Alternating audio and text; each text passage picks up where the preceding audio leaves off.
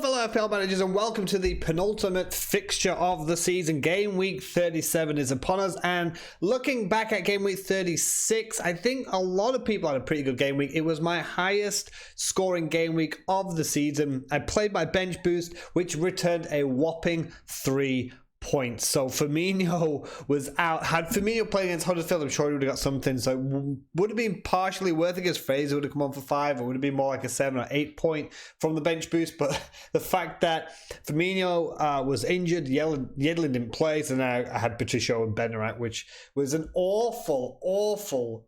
Every chip I've used this season has not worked out for me. My free hit, I used at the wrong time too early, and I got fewer points than my original team would have got. My triple captain is when I had Sane, and I think he got 3 points in a double Manchester City game week, and now my bench boost brought in 3 points. Even without my bench boost, it would have been my highest score of the season.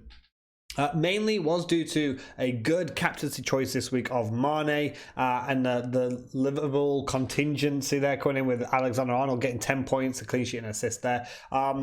No real surprises. Again, new signing Wilson, who I swapped for Solanke. I had a feeling he was going to be good. Zaha's got some good fixtures as well. I'm going to stick with these two lads, but he did get 16 points, and he was one of the star players of the week. So overall, a really good game week. Just under 700,000 now with 2 games weeks left to go. But it was pretty much, it looked really good until it got towards the end of the last few games for the Sunday, because most of my players had played actually on the Saturday, so I got caught up a lot there. But looking at my team for the second to last fixture, and I've just finalized my transfers here. You can see Aguero back in the side. I had him up until he got that first injury in the season and he didn't come back. But I think with City out of the Champions League and with 2 huge games left to play, I think having Sterling and Aguero in the side is a pretty good move. So Firmino made way for Aguero, and Johnny has come in for Pereira of Leicester City, who's got 2 very difficult last few games of the season. So I had a couple million in the bank for a couple of weeks because I wanted to make this Aguero move for the last 2 games. So I'm looking to finish strong. If I can get into the top 500k, that'll be a slight saving of the season, but it has not been a good season for me. I'm already looking forward to summer and really looking at changing some of my styles and ideas and decisions that I've made this season, because I think sometimes, especially towards the start of the season, I did stuff more for the channel rather than my own FPL, and I realized people are not really going to listen if your ranking is so low, even if the advice is good or not, and I don't sometimes follow my own advice. But if my ranking's so low, then there's no point in really making the video. So I need to up my game big time, and that's what we're going to be doing next season. So having a look at my review of the predictions I made last week. So players to avoid: Pogba is in no form whatsoever, but people will be looking at Manchester United assets. I will talk about that in my up and coming predictions for game week 37, but Pogba again, 1-1 against Chelsea, not a terrible result, but Pogba just getting 2 points in that. Lacazette actually as well, another one to avoid. Leicester thumped Arsenal at 3-0. I think they had over like something like 70% of the possession. Leicester against Arsenal, that's one of the lowest percentages of possession I've seen Arsenal have in God knows how long. So I'm wondering if all this Wenger out stuff going on, but it doesn't feel like Unai Emery has come in and done too much different. But hands are tied, same as it was for Wenger. The fact that they're claiming that they've got no money for players is absolutely outrageous for a team that's in Europe, seldom really makes those big money signings, and consistently in the top 6 of the Premier League. And I don't know how they've not got any money. But anyway, moving on. West Ham United was arguably one of the shocks of the weekend. They went to Spurs, not really anything to play for. Spurs are fighting for a top 4 finish, as well as being in the Champions League, which was last night for them, and very disappointed in Spurs in the last couple of game weeks. And they disappointed again on the weekend. West Ham getting a clean sheet. I think it was their first clean sheet since December. Spurs had not been beaten at home. They hadn't conceded at their new home yet. And then West Ham went and turned them over, which is absolutely crazy. I don't think many people expected Spurs to not only lose this game, but also not even score. And I did tweet about this earlier, saying that people applaud Tottenham Hotspur for how well they've done this season, considering they signed no players. However, it just begs the question, if they had signed just 2 players, especially another striker, could they have done even better? They looked absolutely toothless without Harry Kane and without Heung-min Son. Even without Son, I understand. Even without Kane, I understand, but you can't just rely on Son, who's not really an out-and-out striker. Llorente cannot be partnered or cannot replace Harry Kane. Neither can Janssen. So they need another good striker to either put up front with Kane or be there to replace him. And those 2 players are certainly nowhere near the quality for a Champions League title chasing team, or a Premier League title chasing team. So they're going to have to make a couple of signings over the summer if they want to be challenging for the title next season. Moving on to players to pick, Liverpool absolutely dominant, thumped Huddersfield. I think it was something like 20 seconds before the first goal went in, which was a nice finish as well. And people were saying, captain Liverpool players, it's going to be a rout. Huddersfield's away form or against top teams are useless. Liverpool at home are completely dominant. It was a massive mixed match between the 2 sides, and it proved. And people were thinking, who should I go for, Mane or Salah? Salah, there weren't many points really in the end, and they were both very successful in that game.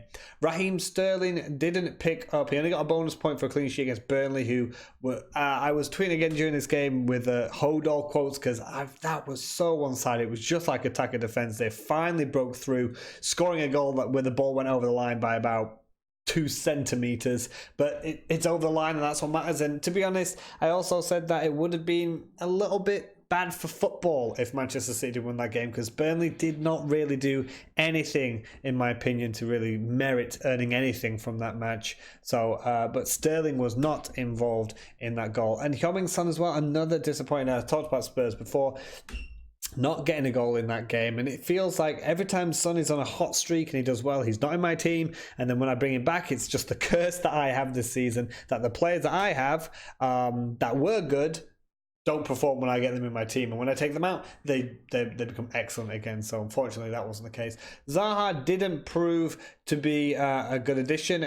I wasn't looking at Zaha necessarily for the home game against Everton. It's for the final 2 games of the fixtures, which again I'll talk about in a moment. But a 0-0 against Everton, obviously no goals in that game, but Wan-Bissaka doing really well for me in that game week. Arguably bargain of the season, one of the best defenders of the season, alongside Doherty at Wolves. But Zaha didn't pick up anything in that game against Everton. Rondon picked up an assist in a 1-1 against Brighton. I thought he'd got a goal, but an assist is still getting something. And Mitrovic, I mentioned Fulham on a roll since they've been relegated. What a time to go on a roll. Unfortunately, it's far too late for that. But I felt that Mitrovic, with the amount of chances and touches he's been having, he's up there in terms of statistics. I thought he was going to put one away. Every time I seem to have backed Mitrovic, he's done well. But Fulham did pick up the win, but it was Ryan Babel who actually got the goal in that game. But funnily enough, from that game, Rico made 8 saves. So that was quite a surprise. So moving on to my predictions for Game Week 37, players to avoid, there are not really that many I would suggest to not avoid. The one key one I'm looking for here is Chelsea. They have been so unpredictable. They've against a Watford side who are also quite unpredictable. They've really sort of put teams to the sword when you didn't think they would. Players have shone when they've been really difficult to sort of track, but Chelsea fighting for the top 4, but I just don't know where it's going to go. I feel you've got Arsenal who've got Brighton. That should be a given, but it feels like every top 4 team from 3rd to 6th want to throw it away. Spurs are bottling it, Chelsea are bottling it, Arsenal are bottling it. So you got United, Tottenham, Chelsea, Arsenal, all giving up points and games left, right, and centre. I'm just looking at the game fixtures. Arsenal have Brighton, Liverpool and City. They're well and above beyond. Spurs against Bournemouth side.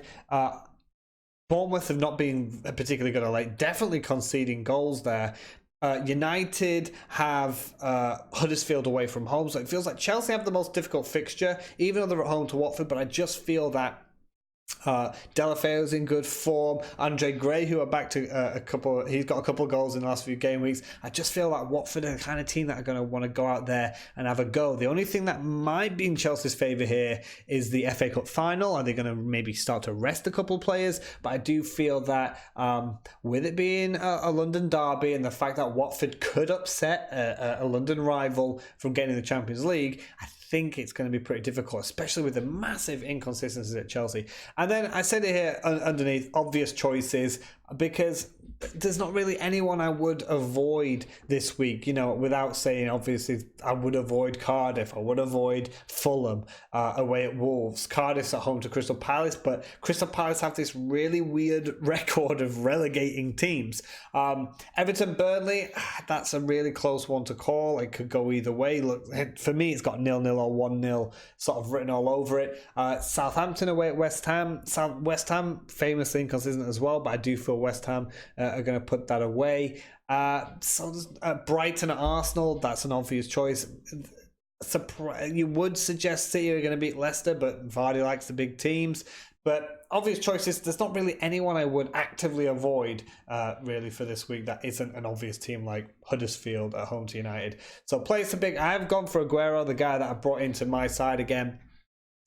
He's a big game player, big time player. They've got a huge game at home, Monday Night Football against Leicester City, and I think this will be the game because the final game is against Brighton, which should be pretty much a cakewalk, even though it's away. But this is the last home game of the season, and I do feel like Aguero, he just got the goal against Burnley. He's a top class player, and I would be surprised if he doesn't show up when it matters to get the goals and the points against Leicester.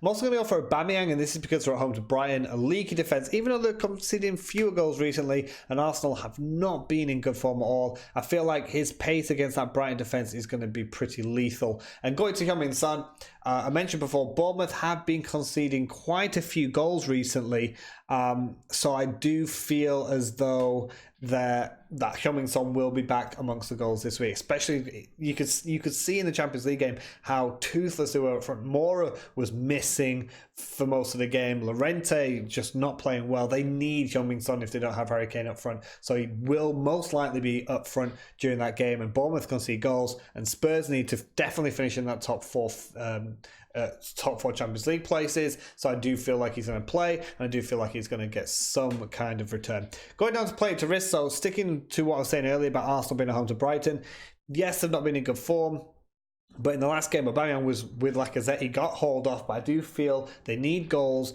Brighton's defence can be leaky, and I think he is going to be amongst somewhere. I think if it's not going to be Aubameyang and Lacazette, I think it's going to be one or the other. And like I said earlier, I'm going to stick with Zaha because Palace's last two games are Cardiff away and Bournemouth at home. So I mentioned briefly that they have this weird sort of record of relegating sides being the team to really put the nail in the coffin. He's not necessarily in the greatest form this season. He has had better seasons, but I do feel that he is going to have a good last two games. And then the biggest outside punt you can see there, even though he's still over £10 million, I am going to go for Lukaku. Rashford has a slight injury. He's 10.7 Lukaku, but he's only owned by 4.1%. Now, if you are worried about Firmino's injury and you don't already have Vardy, you've got a bit of extra funds, they've got Huddersfield away, Cardiff at home, and they are still fighting for the top four. Now, if Rashford was definitely fit and playing, I would have chosen Rashford, but he's still got yellow flags. So Lukaku does look set to play.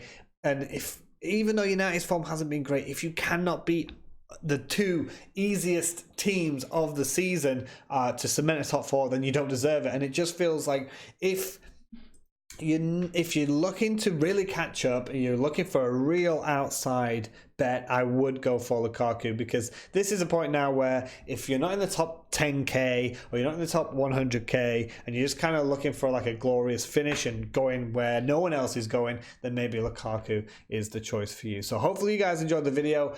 This is the second last game of the season, so I'm like I said, it's been an awful season for me. Let me know in the comments below how the season has panned out for you. Where are you hoping to finish? What rank are you hoping to achieve? So like I said, if I could get it somehow in the top 500k, that would turn my season right around, because it's been an awful season. I've made too many simple mistakes this season that I'm going to look to really eradicate over the summer and the start of next season. So hopefully you'll still be around next season. Hopefully these videos are useful. Some of the suggestions that I make, I always like to watch a lot of other FPL videos as well. Even if mine come out just before them, I'll watch them after mine. And I'll do that because I think it's a good idea to bring minds and listen to other opinions. So people might say, oh, Aguero, no, well, I think Sterling. I like that. That's what it should be. Classic old debates of who do you think is going to perform better this week? Form or fixture, or someone who has got a good few fixtures left. Or do you just go for a week-on-week punt and keep swapping the players? Do you stick with loyalty? I like these discussions. It's not just, this is my advice, be quiet and listen. It's an open debate. And that's what I think that the FPL community is, and what it should be as well. So hopefully you still enjoyed the video, guys. And the last one will be next week. So good luck. Hopefully you'll all get a good finish. Thank you for watching. And as always, have a good one.